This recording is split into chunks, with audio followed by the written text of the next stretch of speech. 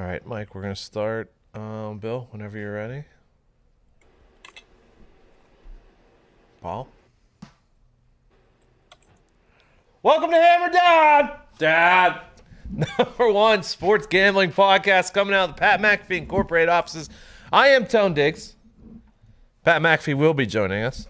Sitting next to him, the Canadian sensation, the nuke man himself, potentially the greatest footy handicapper on this goddamn planet, Bubba Gumpy. How are you today, sir? Great day, Tony. How we doing? Mike, and on the FaceTime, former NFL GM, host of the Lombardi Line, GM Shuffle Pod, subscribe to the Daily Coach, Michael Lombardi. How are you doing today, sir? I am doing great. Thank you very much. Did you happen to see the weekend that Gumpy had? I was following him. Yeah, I'm excited about it. Nigel, I was talking to Nigel. Nigel had a good weekend, too. It was a good weekend for the soccer boys. You and Nige connecting, huh? Yeah, he's a beauty. I like that guy. The brain power between these two, putting their forces together, they may never lose a soccer bet again. That's exactly right. I mean, those guys are good now. I mean, when you get that, have you watched Mike Palm's pretty good at it too? He's big on unders, right? Yeah, he loves it. Yeah, he's good at it. Yeah. They were doing like a live bet cast on VSiN on Saturday for the Man U Arsenal. Did you see that, Mike? No. Did you watch it? Yeah, they just kept like betting the game live. They just kept betting the under. It finished 0-0. It was incredible. Did you get in on it? No, I'm not. I'm not an over/under guy in footy. Every pick that you gave out on this show was 3-0. Yes, sir. Pat hit a nice little parlay off of it. Did you parlay it? Yeah. Had a good one on Sunday too. Let's get into the news of the day, or the news of the weekend, though, Mike. Goff, Stafford. What were your thoughts? I thought it was a two-pronged trade. I thought it was, they traded a 1 of the 3 for Stafford, and then they gave up basically, they had to give up a high compensation to remove themselves from the Goff contract. I mean, you can see this going back and forth. The Rams have a good PR machine out there in the world, and they're spinning it as there were people calling them about Goff. No one really was going to take Goff in that contract. Like, let's just be clear. Goff let's say he's a top 24 quarterback in the league, towards the bottom, right? But at $33 million, who's taking that on, right? Mm-hmm. And he's got so many guarantees that I thought they had to entice another team to take him. Now, everybody in Detroit's saying he's not a throw-in. Yeah, there's no doubt. He's not a throw-in. His contract's his contract's why you ended up getting that one, correct, not the player. Correct. And I thought that it said more about what the Rams thought about Goff than anything else. No doubt. I mean, look, they've been saying it. The thing that I have a hard time understanding is I've been saying it for 4 years. And why did they, when this is all said and done, what they paid to get Goff in the trade, what they paid to retain Goff in the contract, and what they paid to get rid of Goff in this deal, to me, is astronomical. It's just totally astronomical. And so I think, to me, it was one of those situations where you had to really examine it and go, like, I don't understand at what point along the way did they not say, wait a minute, Goff's not our guy. Yeah, that's what Pat asked Rappaport earlier today. Like, why did they pay him? Like, why? You would think they would know. They knew at some point, like, Goff was not the guy. Why did they pay him? Yeah. Right. And so, like for me, I used to live in Los Angeles, and I would have conversations with people, at the Rams. And I lived near a couple of the coaches of the Rams when I lived there. And they would come over to my house, and we would talk. And I went on Rich Eisen's show and basically said, I thought Goff didn't have great anticipation. I thought he had to be a play-action passer, and I wasn't sure how tough he was. I got ripped for a whole year. That next year, that's when McVay really showed. That's when his first year in LA. I mean, you should see my Twitter. I was getting videos of that every time I turned around. And so, which is fine, right? Because people can only see the production. They can't see the reasons for the production. I think that's the life lesson. Anybody listens to this podcast, I think in any business you're in, you really have to understand why you win and why you lose. The Rams paid Goff as if he was the reason they won. And then they got rid of him because he was the reason they couldn't win. And they made the mistake. And I think that that's ultimately the lesson. Goff's not changed. Goff's been the same player he was since McVay got there. McVay kind of came around on it.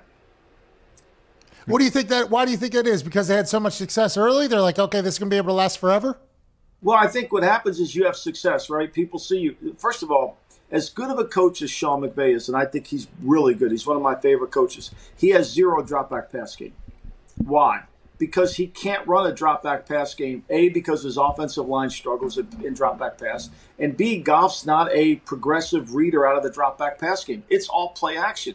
Now that he's realized after 3 years, for me to get over this hump, I need more than a play action pass game. It's Kyle Shanahan's, really, it's his albatross too. They're not great play action pass coordinators. They're not great drop back pass coordinators. They're play action pass. Everything's tied to the run game. When they get in a game and they have to throw it and get behind, that's when it starts to. And then it exposes their inability to have a great quarterback. And that's what happened with McVay. And I think you could see it, but sometimes, as Justice Scalia once said, wisdom comes later. Sometimes wisdom comes later. Do you think Matthew Stafford makes them just automatically really good? Because I do. That's what I was going to. I think Matthew Stafford makes them better. There's no doubt. My questions are, can he stay healthy? That's real. I mean, I know he's durable and I know he's tough, right? But the depth of the Rams is always what concerns me the most. Well, yeah, because is that potentially because they haven't had a first-round pick now going to be going 7-8 years? Yeah, and I mean, look, they're going to have 5 guys that are really well paid, and then they're going to have a bunch of free agents. They're going to have a bunch of minimum salary guys. The Lions draft a quarterback still, Mike? Absolutely. This year? They should. If they like one, they definitely should. Because Goff's contract now, next year, on the 3rd day of the league year, it becomes guaranteed for skill and injury. Now, the risk they run is if Goff gets hurt this year and they have to end up guaranteeing that contract next year. So there's an out after this year? Yeah. And look, they don't have to carry the signing bonus around their neck. So he becomes a more attractive player for them. But this whole notion that people were calling the Rams to trade for Goff, yeah, anybody would trade for Goff, but nobody was trading for the contract. There's the disconnect. I think this was a great trade by the Lions, to be honest. So do I. Did you see Mike, hold on, no. Mike, it's only a great trade if they draft well, and who knows if they're going to draft well. That's exactly right, Pat. I don't disagree with that. Look, it's fool's gold. Draft picks are fool's gold. If you don't hit with the picks, you're going to make a mistake. It's a bad trade. I mean, Dan Campbell's he's gonna make the right picks. What are we doing? You hope so. That's easier said than done. No, I know. I completely understand. Well, hey, how much of this, now that I'm thinking about it, this first time I thought about it, Brad Holmes came over from L.A., right? Yeah. So But he was never in the building in Los Angeles. He lived in Atlanta.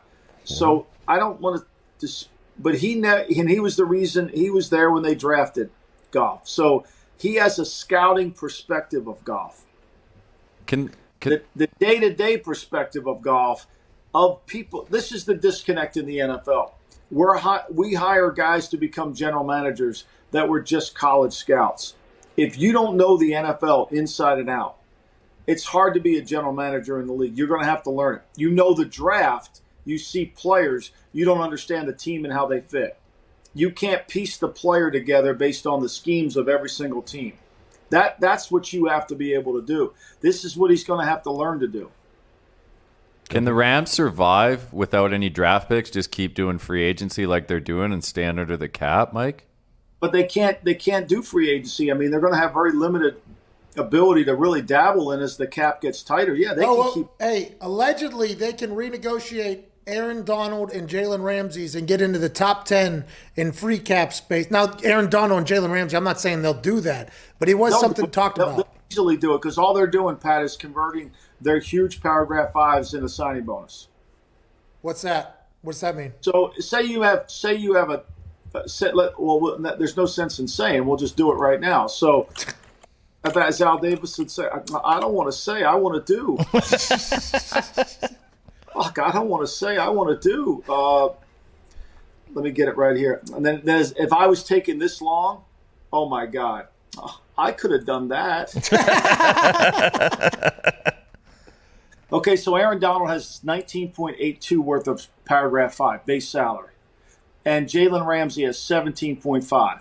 So now they could take that and guarantee it. And then that 17.5 gets spread out over the length of the contract. The 19 gets spread out over the length of the contract. Cooper Kupp has 10.5. That gets spread out. So there's really no cash involved. All you're doing is what I call playing the wimpy game. Gladly paying you Tuesday for a hamburger today. That's what last week the Steelers were talking about doing with they'll give Ben an extension and then move the money across all the years. Smart. That's good. Hey, that's good salary cap manipulation, right? That's what you have to do. And it's really no money because let's face it, Donald's going to make his 19.82 money, right? Ramsey's going to make his 17.5. He's not off the team. Kupp's going to make his 10.5. All you're doing is you're pushing this money further out to the years. Is this what Tom did all those years up in New England? Tom did a little bit of this. This is what Belichick was talking about, how they constantly were trying. This is where they got caught this year really tight on the cap. I mean, they went through – that's why they had to pay Cam no money because they were tight on the cap. They were manipulating just to get under. And then all these guys opted out, and they got a bunch of cap room. Mike, were you surprised by the report that came out that the Patriots is the only place that Stafford didn't want to go? And you think that may have to do with Patricia? No, I think that's – look, I'm not sure that's accurate. I know that the Patriots are in it. I know they talked to Detroit. There was never a conversation. They're not interested in making a trade. I think this just got away from them. Look, it may be, New England might be too hard for Stafford. It might be. I mean, he may not be comfortable there. Mm-hmm. It may be too hard. It takes a certain guy to go there, right? You got to be committed to the program. I mean, and look, they don't win 6 Super Bowls because it was easy. It's hard. It's the path of least resistance. So you can make fun of it. You can say whatever it is. The player, I didn't really want to go there. Well, why wouldn't you want to go? It's the best coach in all of football. Why wouldn't you want to go? If I was 13 years in, I was just leaving Detroit, and I was never on a winner, I would potentially go like, you know what? If there's an option not to go to the place that is like a military boot camp thing, I would take that right now. You could, but now, granted, you are missing out on the opportunity to potentially learn from Bill Belichick and everything like that. But at this point, Sean McVay probably going to be they were in Cabo together. Probably a good person to be like, I would like to play offense with that guy, Right. Mike, I think it's a good move and plus Condon's relationship with the organization is pretty strong. So that's his agent. I think he had a house in Los Angeles too, Pat. So, it makes sense. Look, it's a good pickup for the Rams. They've got to make it work in the next 3 years. Mike, was there any teams in the reports that came out that they were in for Stafford that surprised you? No, I think everybody was in it. I think San Francisco's in it. I see on the sidebar here we got Kirk Cousins. I think San Francisco will turn their attentions to Kirk Cousins if they can get him. Yeah, So, and when we were talking to Rappaport on Pat's show, so you do think Kirk is better than Jimmy? Here's what I know. I don't believe that, but I think Kyle Shanahan believes that. Okay. Here's what I do know. When Kyle Shanahan was in his first year as the 49ers head coach, he signed Brian Hoyer to be a starter to kind of give him to bridge to he was going to get Kirk Cousins because it was the year Kirk Cousins couldn't get franchised again. So midway through the trading deadline, he makes the deal to get Jimmy Garoppolo. He takes Jimmy Garoppolo, gives it to, basically they're buying low, they're going to sell high. They're going to keep Garoppolo for 8 games, whatever it was, and then they're going to flip him at the end of the year when they sign Cousins. Well, then Garoppolo plays really well. They win 5 of 6 games. Garoppolo looks like the next best quarterback. Kyle's trapped. What am I going to do? This guy showed me everything I need to see. Signs him an extension. That then leads Cousins up to Minnesota. There's no doubt in my mind if you ask Kyle Shanahan who would he rather have, Kirk Cousins or Jimmy Garoppolo, he would say Kirk Cousins. Now, they have a lot in common. Shanahan drafted him to Washington. They both share the same agency in terms of representation, Shanahan and Cousins. There's a lot of familiarity between them. I think Minnesota should be at the point where, look, this albatross around our neck is getting us nowhere. We need to do something else. Yeah, and Jimmy's cap hit, I believe, is only $2 million if they cut him. Yeah, 2.5. They can trade him. They don't have to cut him. They're going to get an asset for Jimmy. I think they're going to get an asset. I think that they'll trade an asset to get Cousins. Will they trade Cousins for Garoppolo? I don't know that. Who would want Jimmy, you think? Well, I definitely think New England would want him. I mean, New England likes him. I mean, he's always been a good player. I mean, look, he took a team to the Super Bowl. Mm-hmm.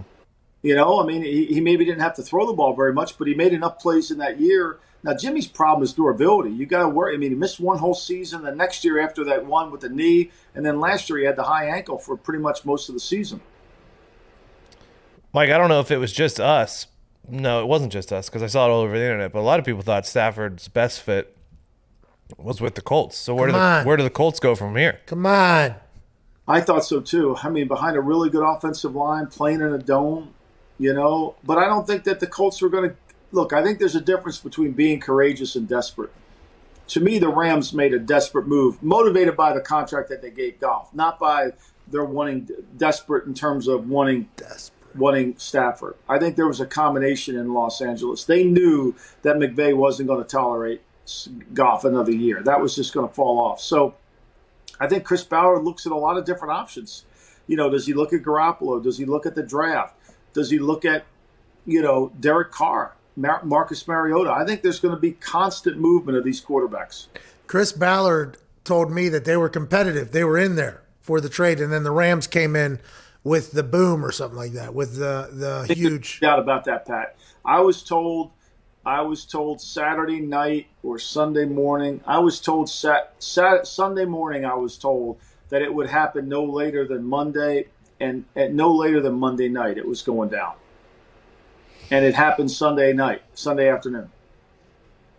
So the Rams basically said, "Hey, look, we'll make this work. Let's do it." Brad Holmes had a relationship with the Rams. They did it. I don't know if any team. There's a report out there. A team offered 2 number ones. Well, I mean, if the team offered a 1 this year and then a 1 next year, isn't that better than 2 1s later down the road? The value of that. So it doesn't make sense that they would turn that down. But they're all saying, "Well, they got Goff back." Well, I love how they're making Goff out to be like getting Goff. No, they took Goff's contract. That's what they did. Hey, we'll also take that contract that you have a problem with, Mike. Yeah, and you got to pay me for it. You got to pay me for taking that contract. Mike, hypothetically, because the Broncos were in on it too, say they were one of the teams with multiple firsts, and they threw in Drew Lock. Would you rather have Goff or Drew Lock? Goff. Okay. Man, there's so many teams that need quarterbacks. So many. I haven't seen Drew Lock do anything to me to make me think that I can build around him. At least with Goff, I know who he is. He's a play-action pass quarterback. We better be really good up front. That team's gonna. But I don't know how you could take Goff knowing how bad he plays in under 40-degree weather. In the NFC North. NFC North. Oh, no, I didn't even think about that. Motor City Dan Campbell doesn't know that the kneecaps do not get gnawed off when it's chilly outside. Or Denver. How do you take him if you're playing 8 games outdoors in Denver and probably 4 of them in the month of November and December when they matter? Yeah. Hey, speaking of weather, I'm looking at the forecast right now. Sunday in Tampa Bay. Oh no! During the day, there's 50% chance of rain with winds at 10 to 20 miles an hour. Oh no! At night, it drops to 30% chance of rain, 10 to 15 mile an hour winds. Drops to 45 degrees. Oh no! If it does rain. Hey Pat, do you have Aaron on this week? No, I don't think so. Okay, because remember when Aaron played down there back in October, week 6, he was complaining about the wind, how windy it was in that stadium. Be interested. I was just curious. Yeah. It doesn't sound like 13-mile-an-hour winds a lot, but I think that's probably going to be problematic. Well, if that's 13 miles an hour on the field, that's a different ballgame. You know, a lot of people wind is above the stadium or whatever, and it doesn't get down as much. But there's some stadiums where the wind gets down on the field, and that's when, you know. Who's that benefit most? Chiefs? Yeah, I think so. Look, it's interesting. So I did the show this weekend over at the Borgata. And the Borgata Sportsbook in lovely Atlantic City, great spot. Anybody who listens to this, tremendous hotel.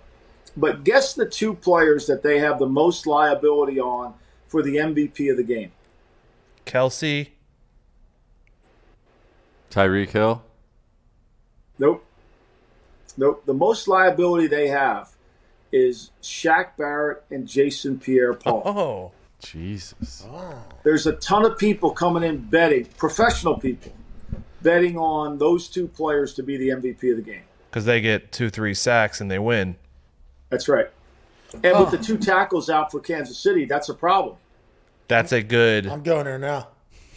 That makes sense as far as return. It's good value.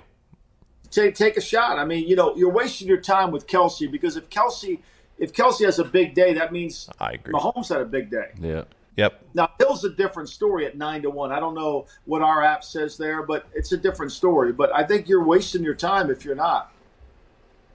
By the way, player to record first sack: Frank Clark plus 500, Shaq Barrett plus 550, JPP plus 650.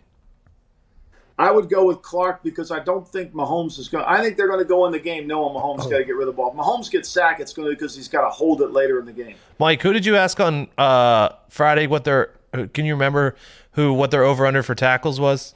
Do you remember who he was? Chris Jones, wasn't it? No, I don't remember. it was Chris Jones. I'm obsessed with the passing attempts. I think it'll go under the 41.5. Hey, Shaq Barrett plus 5,000. Pierre-Paul plus 10,000. There you go. I think you were talking about Chris Jones, Mike, and his over under for tackles is 2.5. For sacks or tackles? Yeah. Tackles is 2.5. Just 2.5 tackles? Yep, tackles and assists. So it doesn't have to be solo. Oh, I'll take that every time.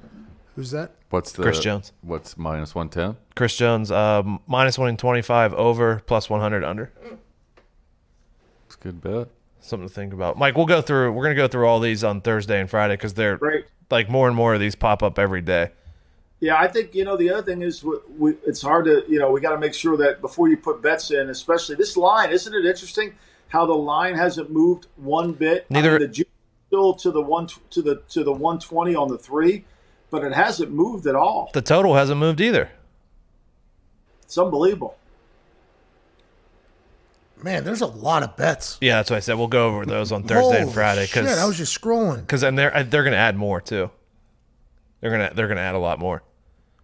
Man, there is a lot of bets to be had on this Super Bowl. Let's go make some money out there, Hell huh, yeah. Mike? Yeah, no doubt. No doubt. I recommend when I was last year, 2 years ago, Gronk on his over catches. Yeah, there's some money to be made here if you think it through. Mike, do you talk about on your show today? You like anything NBA or college tonight? So in the NBA, in college, so we've been trying to do these sleepers in college. Yesterday we loved Siena. Uh-huh. So Alabama State Prairie View, what do you have the over under? Alabama State and Prairie View. Let me find it real quick for you. I have it at 129.5. I don't Yeah, know what you got. you got it, Mike. 129.5. We like that as an underplay. Okay. This Texas And Tech. Bradley, Indiana State, that line opened up to Indiana State and it went to Bradley right away. So it's now at we have it at -2. So are you on Bradley? That's the zigzag method, Mike. Me and Gump are both on Bradley. Yep. Bradley There you Bradley has lost 5 in a row, and Indiana State has won 5 in a row. But we're on Bradley. What? Well, Bradley was up 1 late yesterday, What? and then they went down 1, and they had it at the end. They just let it slip away. Okay, so we like Bradley. I would take Bradley money line -120. Don't worry about the 1.5. And where are you guys on the Knicks and the Bulls tonight? Where are you? Well, I mean, I think the Bulls, they're rested. The Knicks are on a back-to-back. It's a 3.5-point game. The Bulls are playing pretty good. They've lost 3 in a row, but their offense, they just lost 1 point to Portland. They should have won that one. I think their offense is better. I like the Bulls here, and I like the Mavericks too. Mavs have been on a little bit of a skid themselves. They're horrible, but that they're a 2.5-point favorite against Phoenix, and everybody's playing Phoenix. You have any thoughts on Oklahoma, Texas Tech tonight, Mike? Yeah, I do. One second here. I was on Texas Tech. Yeah, Oklahoma, I was actually surprised. I took Bama on Saturday. I was surprised they lost to Oklahoma without their 2 better players there. Yeah, that line moved. Now, this line opened up Texas Tech -5. It went up to 7.5 right away. Both Oklahoma's players are still out. Yep. The way Texas Tech plays defense with Chris Beard, they're giving up 62 a game, and they're getting better. Oh, so you think under? Texas I Tech. do like the under, yeah. Texas Tech is a good under team. It opened at 138, Pat, and I think it's at 135.5 or 134.5. It's in there, wherever you can get it. So I got Bradley money line, Bulls money line, Mavericks money line, Texas Tech money line. That's plus 537. I like it. I like it. Let's do it. All right, fuck it. I mean, Bradley's going to be the one to fuck us, but for sure. But All right, we're in. I like when you guys do this. You guys seem to know a lot more than I do. I also like Loyola, Illinois tonight, or Loyola, Chicago. I didn't know we were doing more. Even though, so what? They won by 30 last night, Yeah. and they're playing the same team again today. It wasn't close the whole game, start to finish. And the line is 8. It's a classic zigzag, so they're probably not going to cover, but I think they're just a much better team. Bradley, Evansville. You on Evansville too, Gumpy? Yeah, I wiped the points on that too. Evansville money line minus 130. They beat Valpo last night as well. I like LIU, and then my last one is Bama A&M. I have one more. It was Wofford money line. I really like Wofford. Bama A&M is a big underdog. Yeah, take the points, not the money line. All right. Yeah, I like what we're doing. I think we're good there. Mike, you got anything else? I'm good. No, I like it. All right, hey, we'll see you Thursday. Always a pleasure, gentlemen. We'll Always see. a pleasure. We'll see you Thursday. Can't wait to do it Thursday. Bring your props. Thank you. I got them. I'm ready. All right, see you, Thank Mike. you, Mike. Have a good one, Mike. All right. Thanks, John. Hey, don't put your parlay in because Nick's coming in too. So if you want to add some NHL We ones. got Nicky Skate. Yeah, Nicky Skate says he had a good weekend. Really? Oh yeah, he won 8 and no. 10 and 6 and then 12 and 8 or something. Or Hey, a lot of bets. Saturday, the college basketball got the best of me. how many bets you have? But With footy, I went 17 and 10 on Saturday. that's a great day. Yeah. It's hard to navigate that slate on Saturday of college 120 basketball. basketball games? Yeah. I don't know how. I'm not a big. I bet on college basketball because you guys do, but that's tough for me. West Virginia's balling. They are playing Lost to very the well. Gators. Shouldn't have lost to the Gators, but we'll bounce back. Culver's an absolute stud. Dude, that big white dude for Florida, his hands were Massive. Did you see that steal he had at the end of the game where he dribbled for Well, he got bad out of his hand and he Yeah. grabbed it and did the whole thing? the Athletic. announcer was like strong hands. Yeah, it was. Super strong hands. Nick, you back here? I'm back. What do you got? All right, here we go.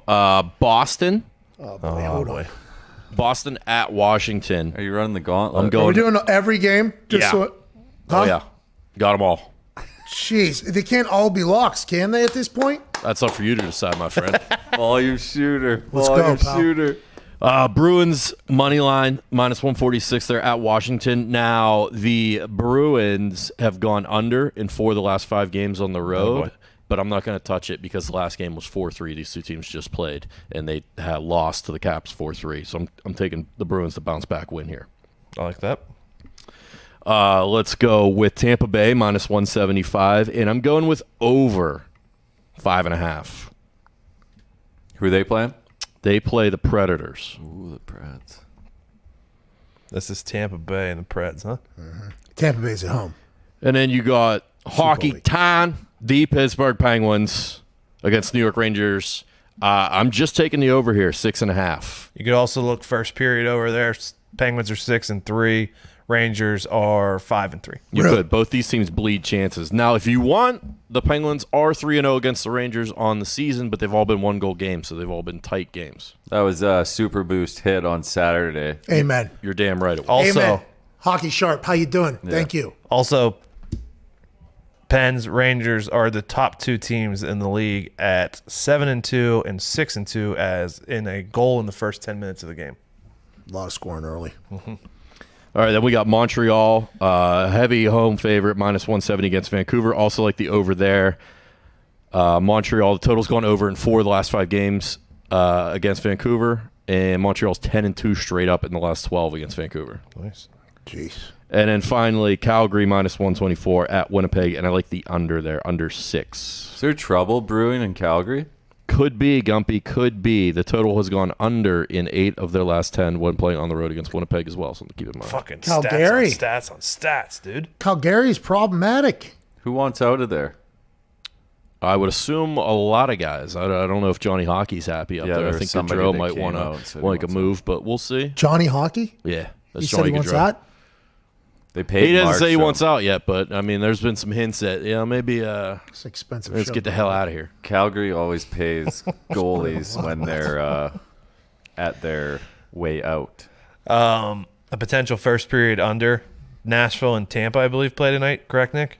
Yeah, see, I'm going against the trend on this one because total's gone under in 5 of Tampa's last 6 games when they play Nashville. But I like the 5.5. I like going over on the 5.5. Nashville is 7-1 to the under first period, and Tampa is 4-2 to the under. They figured it out late in the game. Just we're just tossing some stuff out. Just throwing it around. Paddle bet on it. There's a lot of bets in these games. Paddle bet on It's the best, A dude. lot of bets. Period. It's the props. best. First period total goals over 1.5 there for that Nashville Tampa Bay game. under. That's under. They're not going to score in the first one. They are 2 under teams as far as the first period comes. As far as the first period is concerned. Who do you think's going to score in the first period? That was Rangers and Pens. My man. Thank you. Hopefully. Stats will say. Transfer deadline day, just about to finish up. Footy. Yep. When's the next footy picks coming out? I got one tomorrow. The line is rising though. Arsenal draw no bet against Wolves is -180. So I'm gonna look at that money line. I'll tweet it out. Wolves are really struggling. Arsenal tied Man U. They actually outplayed them. So they're good value. Money line +115 tomorrow. Okay. All right. Wolves just lost to Crystal Palace. They can't score. pay? They can't score, They dude. stink, dude. I believe Crystal, what's it called, was based off of Ted Lasso. Oh, is it? I thought so. Who do we like again? Arsenal? Arsenal, yeah. Damn right we do. It was draw no bet -160 this morning. It's already -180. So just money line value +115 there is good value. They got that Odegaard kid from loan from Real Madrid. He's 22. He came in against Man U for a little bit. He was supposed to be the next big thing. He hasn't really turned out. So we'll see if he can get going with the Gunners. Like next big thing, you mean like Messi? So he was 16 and he got bought by Real Madrid and everyone thought, and he just hasn't turned out. Maybe Freddie Adu would be more. I got a chance to play against Freddie Adu a couple times. For those that don't know that, Did he stink then too? he was in. He played for Bethesda or Potomac. The Potomac River is in Bethesda, Maryland, I believe. They got to be around there. But it's that he played for one of those teams, and we played in a tournament every year against him. He was a problem. He was a problem. They said he was older. Yeah. Yeah, he was like Danny Almonte. I never knew if that was actually factually accurate or not, but it seemed like that every once in a while watching him play against teams that I was on. Chelsea. We beat him every once in a while, by the way. Chelsea got a big win with their new coach. I don't know if we did actually. What's that? Chelsea got a big win with their new coach finally on the weekend. Who is it? Ted Lasso, the new coach? Who is Tuchel. Tuchel? He's Pulisic's coach at Dortmund. Makes sense. Pulicic's getting people head coaching gigs now. He was buzzing. Pulisic came on. course He he was was buzzing. buzzing. He's not starting anymore. He's coming off the bench. That's because last year he came off the bench and he dominated. Yeah. Then they made him a starter, changed his number. What's going on? Chelsea's been in shambles. If anybody can turn him around, though, Tuchel. He's got him practicing with mini balls so Let's they get their go. touch. We're Chelsea people, right? No, I'm not. I'm a Spurs guy. Spurs. But Spurs. But- Spurs. Spurs stink. Brighton's first win at home all season was against Spurs yesterday. Jesus. they've had a bit of a rough patch. No Harry Kane. I mean, without Kane. Harry Harry Kane. Kane. I mean, Sonny can only carry you so far. Harry Kane. Gareth hasn't really come through like he was supposed to. Nah, he might be past it, unfortunately. Are we betting on MLS? Is MLS happening or what? What's going on with MLS? Does it still happen? No, it's done. MLS Well, is you're back getting greedy, too. huh? What'd you say, Frank? You're getting greedy, huh? Well, I'm just saying, that's a particular style of soccer I enjoy. That is, hey, the MLS is tough to bet on. That is fucking wild. That's the dude. roll of the dice out there. I- Happy birthday, Nick. But Happy birthday, Nick. that is a roll of the dice. Get dude. some winners tonight, pal. We'll be back Thursday. We're going through all the fucking props. There's a lot. So, bring a sheet. Let us know what you like. Send us your favorite prop bets to @Hammer Dahn on Twitter and Instagram. And we'll talk about them on Thursday, 3:30 p.m., YouTube, and then as a podcast after. Hammer Dahn.